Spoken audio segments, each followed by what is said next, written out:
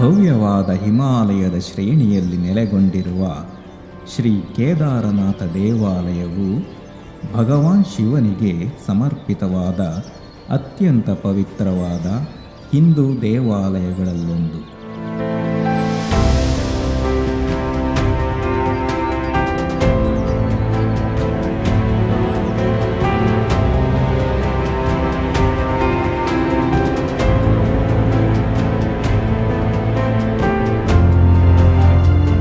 ಶ್ರೀ ಕೇದಾರನಾಥ ದೇವಾಲಯವನ್ನು ರಸ್ತೆಯ ಮೂಲಕ ತಲುಪಲಾಗುವುದಿಲ್ಲ. ಗೌರಿಕುಂಡದಿಂದ ಸುಮಾರು 18 ಕಿಲೋಮೀಟರ್ ಪಯಣವನ್ನು ಪರ್ವತ ಮಾರ್ಗದ ಮೂಲಕ ಕಾಲ್ನಡಿಗೆಯಲ್ಲಿ ಅಥವಾ ಕುದುರೆ, ಪಲ್ಲಕ್ಕಿ, ಪಿಟ್ಟು ಏರಿ ತಲುಪಬಹುದು.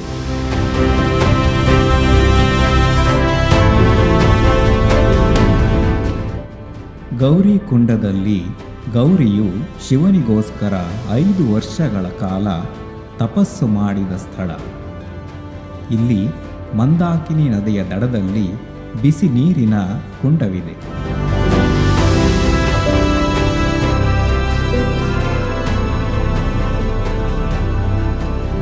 ನಮಾಮೀಶಮೀಶಾನ ನಿರ್ವಾಣರೂಪಂ ವಿಭುವ್ಯಾಪಕಂ ಬ್ರಹ್ಮವೇದಸ್ವರೂಪಂ ನಿಜಂ ನಿರ್ಗುಣಂ ನಿರ್ವಿಕಲ್ಪಂ ನಿರೀಹಂ ಚಿರಾಕಾಶಮಾಕಾಶವಾಸಂ ಭಜೇಹಂ.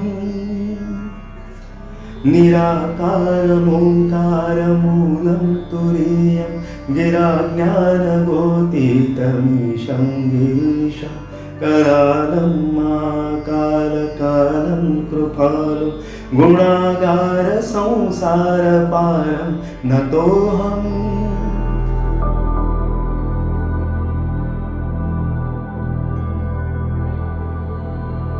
ಸತ್ಯಯುಗದಲ್ಲಿ ಈ ಪ್ರದೇಶವನ್ನು ಆಳುತ್ತಿದ್ದ ರಾಜ ಕೇದಾರನ ಗೌರವಾರ್ಥವಾಗಿ ಈ ಪ್ರದೇಶಕ್ಕೆ ಕೇದಾರನಾಥ ಎಂಬ ಹೆಸರು ಬಂದಿತೆಂದು ಹೇಳಲಾಗುತ್ತದೆ.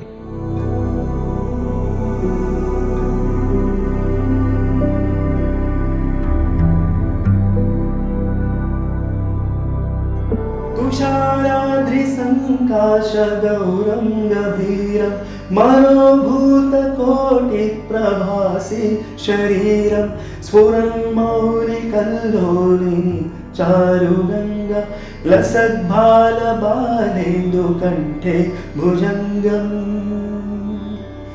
ಚಲತ್ಕುಂಡಲಂ ಶುಭ್ರನೇತ್ರಂ ವಿಶಾಲಂ ಪ್ರಸನ್ನಾನನಂ ನೀಲಕಂಠಂ ದಯಾಲುಂ ಮೃಗಾಧೀಶ ಚರ್ಮಾಂಬರಂ ಮುಂಡಮಾಲಂ ಪ್ರಿಯಂ ಶಂಕರಂ ಸರ್ವನಾಥಂ ಭಜಾಮಿ.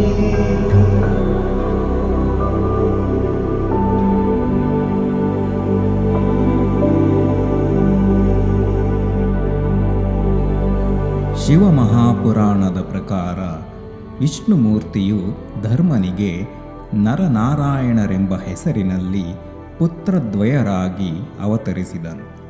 ಬದರಿಕಾವನದಲ್ಲಿ ಆ ನರನಾರಾಯಣರು ತಪಸ್ಸನ್ನು ಆಚರಿಸುತ್ತಿದ್ದರು. ಅವರು ಪ್ರತಿನಿತ್ಯವೂ ಪಾರ್ಥಿವ ಲಿಂಗಾರ್ಚನೆಯನ್ನು ಮಾಡುತ್ತಿದ್ದರು. ಅವರಿಬ್ಬರೂ ವಿಷ್ಣುವಾಂಶ ಸಂಭೂತರಾದುದರಿಂದ ಆರಾಧನೆಯ ವೇಳೆಯಲ್ಲಿ ರುದ್ರನು ಪ್ರತ್ಯಕ್ಷನಾಗುತ್ತಿದ್ದನು. ಒಂದು ದಿನ ಅವರ ಅರ್ಚನೆಯ ನಂತರ ಏನಾದರೂ ವರವನ್ನು ಕೋರಿಕೋ ಎಂದನು. ಅದಕ್ಕಾಗಿ ಅವರು ಶಿವನನ್ನು ಅಲ್ಲೇ ನೆಲೆಸುವಂತೆ ಬೇಡಿದರು. ಅವರ ಬಯಕೆಯಂತೆ ಶಿವನು ಹಿಮಶಿಖರಾಗ್ರಸ್ಥಿತವಾದ ಕೇದಾರ ಖಂಡದಲ್ಲಿ ಕೇದಾರೇಶ್ವರನಾಗಿ ಜ್ಯೋತಿರ್ಲಿಂಗದ ರೂಪದಲ್ಲಿ ನೆಲೆಸಿದನು.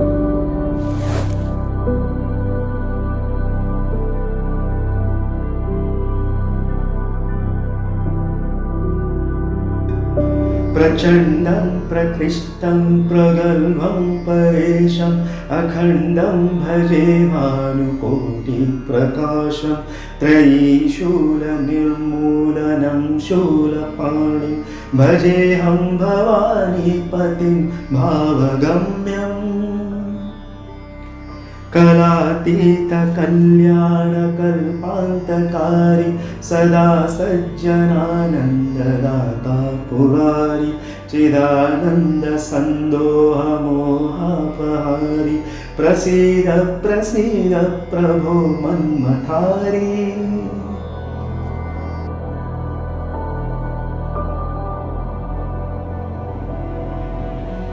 ಮಹಾಭಾರತದ ಯುದ್ಧದ ನಂತರ ಪಾಂಡವರು ಗೋತ್ರಹತ್ಯಾ ಪಾಪ ವಿಮೋಚನೆಗಾಗಿ ಹಿಮಾಲಯಕ್ಕೆ ಬರುತ್ತಾರೆ. ಭಗವಾನ್ ಶಿವನು ಪಶುರೂಪವನ್ನು ತಾಳಿ ಬೇರೆ ಬೇರೆ ರೂಪದಲ್ಲಿ ಬೇರೆ ಬೇರೆ ಸ್ಥಳಗಳಲ್ಲಿ ದರ್ಶನ ನೀಡುತ್ತಾನೆ. ಭಗವಾನ್ ಶಂಕರನು ದರ್ಶನ ನೀಡಿದ ಆ ಸ್ಥಳಗಳನ್ನು ಪಂಚಕೇದಾರಗಳು ಎಂದು ಕರೆಯುತ್ತಾರೆ. ಕೇದಾರನಾಥದಲ್ಲಿ ಬೆನ್ನಿನ ಭಾಗ, ತುಂಗನಾಥದಲ್ಲಿ ಬಾಹುಗಳು, ಮಧ್ಯ ಮಾಹೇಶ್ವರದಲ್ಲಿ ನಾಭಿ ಹಾಗೂ ಹೃದಯ, ರುದ್ರನಾಥದಲ್ಲಿ ಮುಖ ಮತ್ತು ನೇತ್ರಗಳು, ಕಲ್ಪೇಶ್ವರದಲ್ಲಿ ಜಟ. ಇವೇ ಆ ಪಂಚಕೇದಾರಗಳು.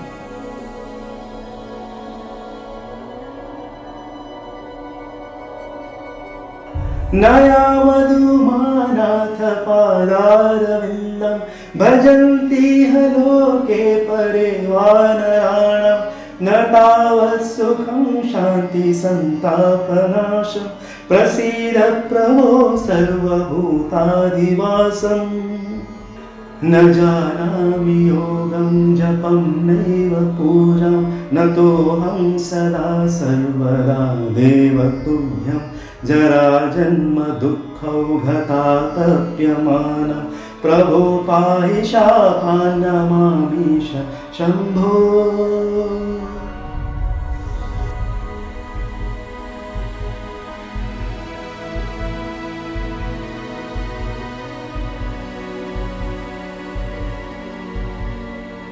ಎರಡು 2013ರಲ್ಲಿ ಇಲ್ಲಿ ಸಂಭವಿಸಿದ ಭೀಕರ ಪ್ರವಾಹವು ಸುತ್ತಮುತ್ತಲಿನ ಪ್ರದೇಶವನ್ನು ಧ್ವಂಸ ಮಾಡಿತ್ತು. ಆದರೆ ಶ್ರೀ ಕೇದಾರನಾಥ ದೇವಾಲಯಕ್ಕೆ ಯಾವುದೇ ತರಹದ ಹಾನಿಯಾಗಲಿಲ್ಲ. ದೇವಾಲಯದ ಹಿಂಬದಿಗೆ ಉರುಳಿ ಬಂದ ಬೃಹತ್ ಬಂಡೆಯೊಂದು ದೇವಾಲಯವನ್ನು ಪ್ರವಾಹದಿಂದ ರಕ್ಷಿಸಿತ್ತು. ಅಂದಿನಿಂದ ಈ ಬೃಹತ್ ಶಿಲೆಯನ್ನು ದೇವಶಿಲೆ ಎಂದು ಕರೆಯುತ್ತಾರೆ.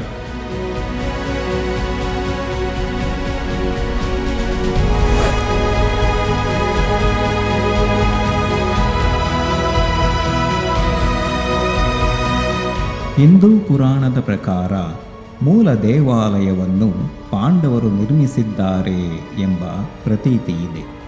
ಜಗದ್ಗುರು ಶ್ರೀ ಆದಿಶಂಕರಾಚಾರ್ಯರು 8ನೇ ಶತಮಾನದಲ್ಲಿ ಈ ದೇವಾಲಯಕ್ಕೆ ಭೇಟಿ ನೀಡಿದಾಗ ನವೀಕರಿಸಿದರು.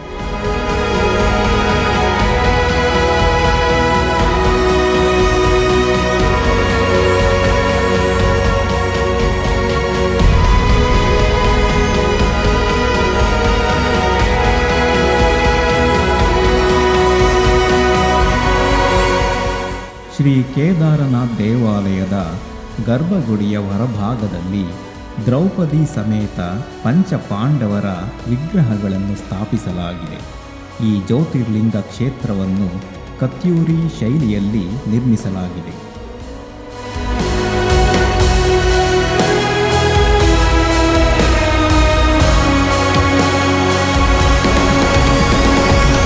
ಹಿಮಾಲಯದ ಶ್ರೇಣಿಯಲ್ಲಿ ನೆಲೆಸಿರುವ ಶ್ರೀ ಕೇದಾರನಾಥ ದೇವಾಲಯವನ್ನು ಏಪ್ರಿಲ್ ತಿಂಗಳ ಅಕ್ಷಯ ತೃತೀಯದಂದು ತೆರೆಯಲಾಗುತ್ತದೆ ಹಾಗೂ ನವೆಂಬರ್ ತಿಂಗಳ ಕಾರ್ತಿಕ ಪೌರ್ಣಮಿಯದಂದು ಮುಚ್ಚಲಾಗುತ್ತದೆ.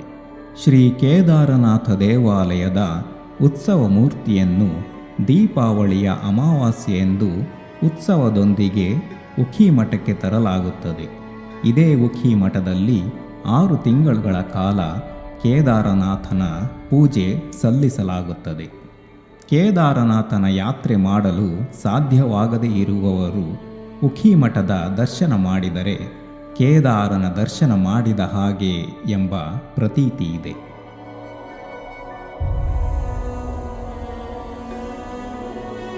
ವೀರಶೈವ ಪರಂಪರೆಯ ಮೂಲ ಪಂಚಾಚಾರ್ಯರುಗಳಲ್ಲಿ ಒಬ್ಬರಾದ ಆದಿ ಜಗದ್ಗುರು ಏಕೋರಾಮಾರಾಧ್ಯರು ಸ್ಥಾಪಿಸಿರುವ ಶ್ರೀ ಕೇದಾರ ಪೀಠವು ಕನ್ನಡದ ಮೂಲ ಸಂಸ್ಕೃತಿಯನ್ನು ಹೊಂದಿರುವ ಮಠವಾಗಿ ಮೂಲ ಪರಂಪರೆ ಭಾಷೆಯನ್ನು ಉಳಿಸಿ ಬೆಳೆಸಿಕೊಂಡು ಕರ್ನಾಟಕದ ಸಂಪರ್ಕವನ್ನು ಶತಶತಮಾನಗಳಿಂದಲೂ ಉಳಿಸಿಕೊಂಡು ಬಂದಿರುವುದು ವಿಶೇಷವಾಗಿದೆ.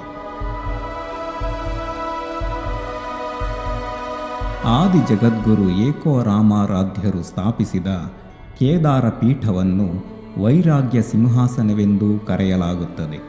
ಜೊತೆಗೆ ಇದು ಇಲ್ಲಿನ ಸ್ಥಳೀಯರಿಂದ ಉಖಿಮಠ ಎಂದೇ ಪ್ರಸಿದ್ಧಿ ಪಡೆದಿದೆ.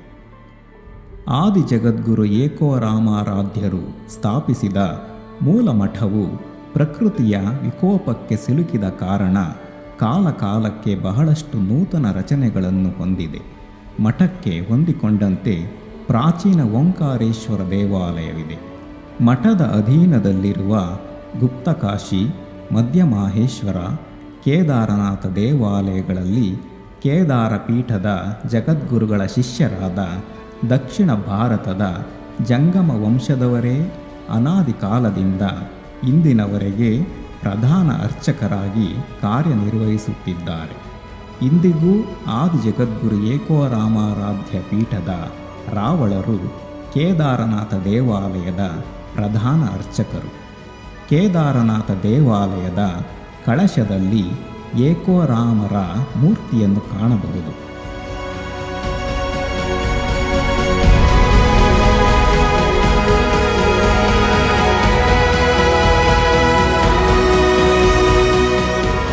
ನನ್ನ ಹೆಸರು ವಾಗೇಶ್ ಲಿಂಗ್, ಪ್ರಧಾನ ಅರ್ಚಕರು ಅಂತೇಳಿ ಶ್ರೀ ಕೇದಾರನಾಥ ಮಂದಿರ. ನಾನೀಗ ಈ ವರ್ಷ ಉಕ್ಕಿಮಠದಲ್ಲಿ ಸೇವೆ ಮಾಡ್ತಾ ಇದ್ದೀನಿ. ಉಕ್ಕಿಮಠ ಅಂತ ಹೇಳಿದ್ರೆ ಉಷಾ ಮಠ. ಉಷಾ ಅಂದರೆ ಉಷಾ ಮತ್ತು ಬಾಣಾಸುರನ ಮಗಳು ಉಷಾ, ಅನಿರುದ್ಧ ಶ್ರೀಕೃಷ್ಣನ ಮೊಮ್ಮಗ ಪ್ರದ್ಯುಮ್ನ ಮಗ ಅನಿರುದ್ಧ, ಅವರಿಬ್ಬರು ಮದುವೆ ಆಗಿರ್ತಕ್ಕಂಥ ಸ್ಥಳನೇ ಉಷಾ ಮಠ ಅಂತೇಳಿ. ನಿಮ್ಗೆ ಎದುರು ಕಡೆಗೆ ಏನು ದೇವಸ್ಥಾನ ಕಾಣ್ತಾ ಇದೆಯಲ್ಲ, ಇದು ಉಕ್ಕಿಮಠ ಓಂಕಾರೇಶ್ವರ ಮಂದಿರ ಅಂತೇಳಿ. ಇದ್ರ ಒಳಗಡೆ ಒಂದು ನಿಂತಿರೋ ಮೂರ್ತಿ ಇದೆ, ಕಲ್ಲಿನ ಮೂರ್ತಿ.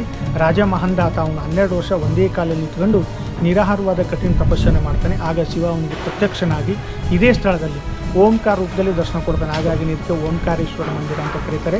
ಕೇದಾರನಾಥಂದು ಮತ್ತು ದ್ವಿತೀಯ ಕೇದಾರ್ ಮಧ್ಯ ಮಹೇಶ್ವರನ 6 ತಿಂಗಳ ಪೂಜೆ ಇದೇ ಸ್ಥಳದಲ್ಲಿ ಆಗ್ತದೆ. ಕೇದಾರನಾಥನ ದೇವಸ್ಥಾನ ಬಂದ್ ಆಗ್ತದೆ, ದೀಪಾವಳಿ ಆಗ್ತಿದೆ ಬೆಳಗ್ಗೆ ಪಾಡ್ಯ ದಿನ. ಆ ದೇವಸ್ಥಾನ ಬಂದ್ ಆದಮೇಲೆ ಆ ಕೇದಾರನಾಥನ ಸ್ವಯಂಭೂ ಏನಿದೆಯಲ್ಲ, ಜ್ಯೋತಿರ್ಲಿಂಗ ಏನಿದೆಯಲ್ಲ, ಅದನ್ನು ನಾವು ಸಮಾಧಿ ಮಾಡ್ತೀವಿ. ಸಮಾಧಿ ಅಂದರೆ ಯೋಗಾನಿದ್ರ ಅವಸ್ಥೆಗೆ ತರೋದು. ಅದಾದಮೇಲೆ ಅಖಂಡ ಜ್ಯೋತಿಯನ್ನು ಹಚ್ಚಿ ಬರ್ತೀವಿ. ಅಖಂಡ ಜ್ಯೋತಿ ಉರಿತಾ ಇರ್ತದೆ. ಅದಾದಮೇಲೆ ಕೇದಾರನಾಥನ ಚಲಿ ವಿಗ್ರಹ ಉತ್ಸವ ಮೂರ್ತಿನ ಪಲ್ಲವ ಕೆಳಗೆ ಇಟ್ಕೊಂಡು ನಡ್ಕೊಂಡು ತಗೊಂಬಂದು ಇದೇ ಸ್ಥಳದಲ್ಲಿ ಅದನ್ನು ಪ್ರತಿಷ್ಠಾಪನೆ ಮಾಡಿ 6 ತಿಂಗಳ ಪೂಜೆಯಲ್ಲಿ ಇಲ್ಲಾಗುತ್ತೆ. ಆ ಕಾರಣಕ್ಕಾಗಿ ಇದನ್ನು ಪಂಚಕೇದಾರಗಳ ಗದ್ದಿಯ ಸ್ಥಾನ ಅಂತ ಕರೆದಿಲ್ಲ. ಹಾಗಾಗಿ ಮೇಲೋಗಿ ಯಾರೂ ದರ್ಶನ ಮಾಡೋಕ್ಕಾಗಲ್ಲ ಅಂಥವರು ಈ ಸ್ಥಳವನ್ನು, ಈ ದೇವಸ್ಥಾನವನ್ನು ದರ್ಶನ ಮಾಡಿದ್ರೆ ಸಾಕು, ಅವರಿಗೆ 5 ಕೇದಾರಗಳ ದರ್ಶನ ಮಾಡೋದಷ್ಟೇ ಫಲ ಸಿಗುತ್ತೆ. ಯಾಕಂತೇಳಿದರೆ ಕೇದಾರನಾಥನ 6 ತಿಂಗಳ ಪೂಜೆ ಇದೇ ಸ್ಥಳದಲ್ಲಿ ಆಗುತ್ತೆ. ಆ ಕಾರಣಕ್ಕಾಗಿ ಇದನ್ನು ಪಂಚಕೇದಾರಗಳ ಗದ್ದಿಯ ಸ್ಥಾನ ಅಂತ ಕರೆದು ಒಳಗಡೆ ಹೋದರೆ ಉಷಾ ಅನಿರುದ್ಧನ ಮದುವೆ ಆಗಿರ್ತಕ್ಕಂಥ ಸ್ಥಳನೂ ಇದೆ. ಅವರ ಜಗದ್ಗುರುಗಳ ವೈರಾಗ್ಯ ಪೀಠನೂ ಹೌದು. ಹಾಗಾಗಿ ಇದಕ್ಕೆ ಉಷಾ ಮಠ, ಉಖಮಠ, ಉಕ್ಕಿಮಠ ಅಂತ ಕರೀತಾರೆ. बोले शंकर भगवान की जय, बोले केदारनाथ भगवान की जय।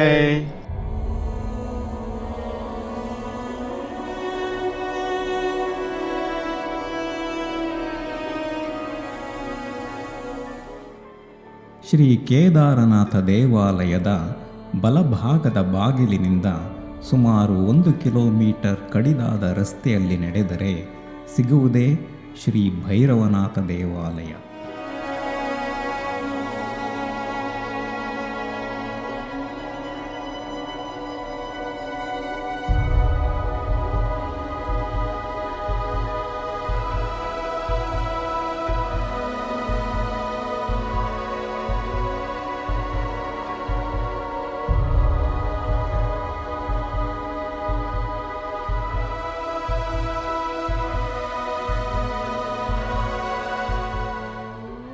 ಭೈರವ ಶ್ರೀ ಕೇದಾರನಾಥ ದೇವಾಲಯ ಹಾಗೂ ಕಣಿವೆಯ ಕ್ಷೇತ್ರಪಾಲಕ.